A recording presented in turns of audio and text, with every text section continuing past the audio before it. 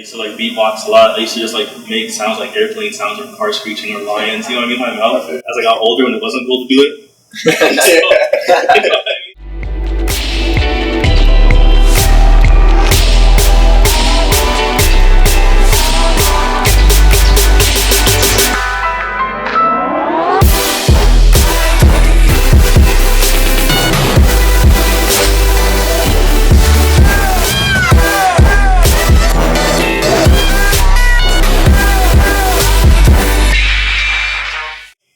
This artist from Toronto, name is McCallaman, and just released an EP called Black Pop. He worked with the artist Goldlink. Let's jump right into it. Tell me a little bit about your musical influences, where you came from, and a little bit of the aspects that were involved in making the album Black Pop.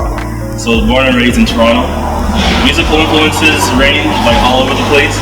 A lot of gospel, R&B, neo soul. Later on, I got into electronic. Yeah, and like early, when I first started producing, it was a lot of producer music, like the ones that everybody knows, like Timbaland, Dr. Dre, the Neptunes. Growing up, like early 2000s, that was like everything. Like Justin Timberlake, Justified album was big. Timbo stuff that he did with like even Aaliyah, even like Darkchild, Rodney Jerkins, his stuff, like Brandy, that sort of stuff. So yeah, just a range of things from what was on the radio to like even what my parents would play at home, which was like more of the gospel, neo soul sort of aspect.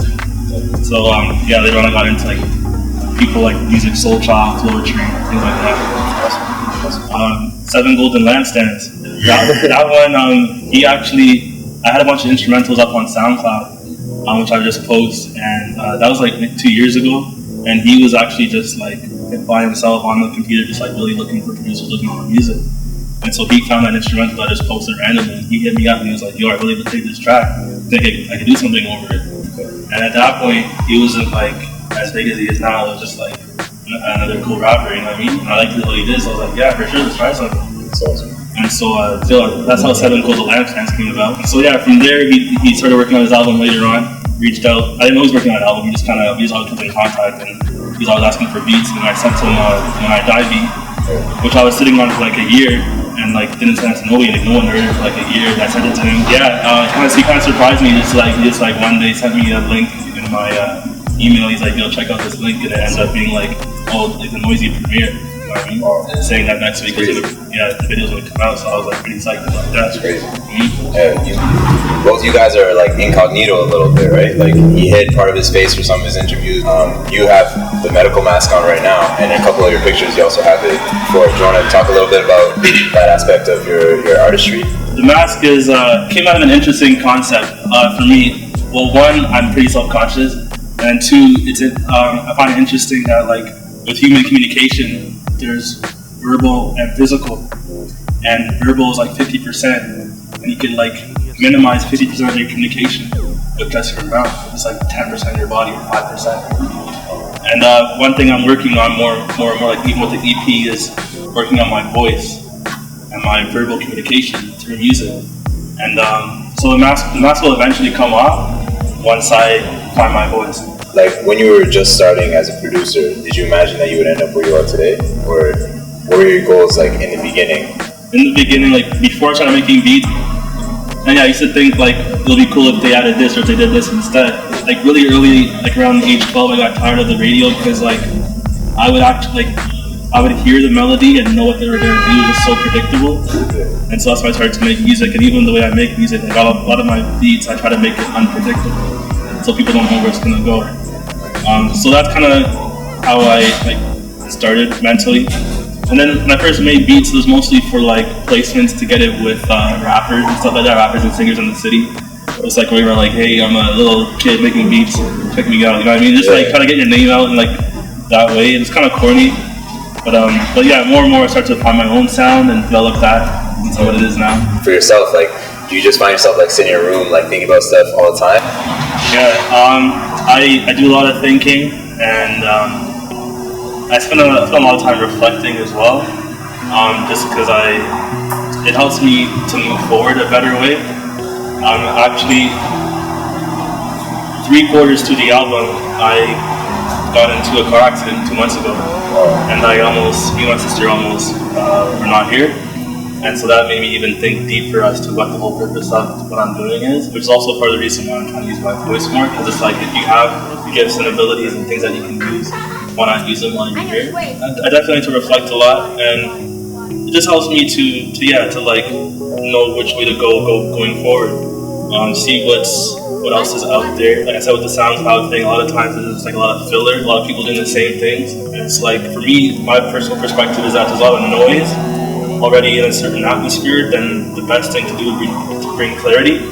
So like a lot of the sounds that I use, and like my style is very, like you can hear all the sounds. There's not too much going on. It's really simplistic in terms of how many elements there are. But I try to be diverse and complex when it comes to the melodies and harmonies. Just because I feel like that's what gets people to think more, and like even with like the stuff I grew up on, like neo soul and stuff like that, there's harmonies and melodies that the people sing, and it's like, oh, what are they doing there? Yeah. So regardless of even me thinking, it's like forcing other people to think through music. Did you have like a vision for each song? Like every song kind of gives you like a type of dream-like sensation. With the EP Black Pot, it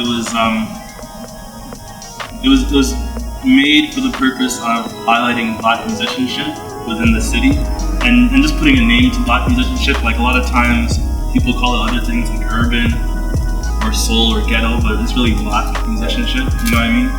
And so I wanted to just highlight it completely, and I think that's when it just came to me. So not only is it the name of the EP, but it's the name of the genre that I'm starting to create and try to push. And outside of that, with the whole vibe, it's on SoundCloud for a long time. I started to like hear all these same sounding beats, like turn up style beats, like all the same build ups to like a big drop, whatever. And I feel like musicianship was lacking in beats. So there's a lot of beats but not much melody or harmony. Being someone who makes music, for me, I try to make what I feel is missing, that I want to hear. And that's how Black Pop came about. This is what I wanted to hear. I wanted to hear something that was more conscious. That wasn't just about turning up, it was about introspection. There's something that, to make people think, but also entertaining at the same time. So do you have any plans of like making like your own tracks? Like fully like vocals, instrumentals and everything like together? Yeah, I'm working, and that's one of the things I'm working on right now, like I said, with my voice. I'm working on a project where I'm actually going to be singing over some knowledge beats. I'm a knowledge producer. Yeah. So like a lot of the stuff I really dig, and it just like inspires ideas automatically. So that's a project I'm looking to release like maybe within the next month or two. But it's just like a compilation, a small one of me singing over beats, just for practice. So just push my voice more. That's right. Do you remember your best show that you ever had? Like one that like is for the books, like Tika throws a lot of shows in the city, and she hosts a lot of them. And she does this thing called The Known Unknown, which is a showcase of like different talent from different parts of the city. And that show is probably like my favorite show that I've done. I'm not sure if it's the craziest, but just the vibe. She like facilitates a nice vibe where everyone in the room feels like they're a part of it. Yeah. You know what I mean? Yeah. So it was just really good. And recently, on Tuesday actually, I ended up shooting a video for Home Tonight. So hopefully that comes out soon. Check it out. Yeah. Watch out for that. Check it. So that's in the process of being edited. So we'll see how that goes. But awesome. It could be cool. Yeah. Definitely. I think like as you go on in your life, like your music is a reflection of the events of your life. I want to continue to be that, for sure. We're human beings and life is complicated, and sometimes as a person we're not the best that we can be. But I feel like with art and with like me personally with music, it's my way of putting out the best version of myself to hopefully inspire others to also be that. Even though I might not be able to always live up to what I'm putting out, it's a ruler and a marker, and something I try to use as a measuring tool for myself to stand by. Self-actualization is a part of human nature, right? So what's your goal? My goal is to do exactly that, become self-actualized at the highest potential and the highest level. And I think in order for me to do that, I have to continue to always do it regardless of like other influences. Like I make music primarily for myself. It's a healing process for myself. It's something I feel like I have to do. It's therapeutic for me to make and for me to enjoy, and if it moves me, that's when I know it's ready for everyone else, personally. I would love glamour and glitz, like I like to shine off in the light, you know what I mean? But it's not about that. I'm a practical person. I know that in order to live, you have to work. In order to eat, you have to sweat. So I'm just willing to sweat over music. And make that be what brings me to joy. For most people, a lot of people, it's not a practical way to get money. Science says that every action has an equal opposite reaction. So I put over 10,000 hours into it. I feel like something has to happen. Right. So I'm just gonna continue until I'm done. So you think like on like the flip note, like let's say like you weren't making music, where do you think you'd be at right now?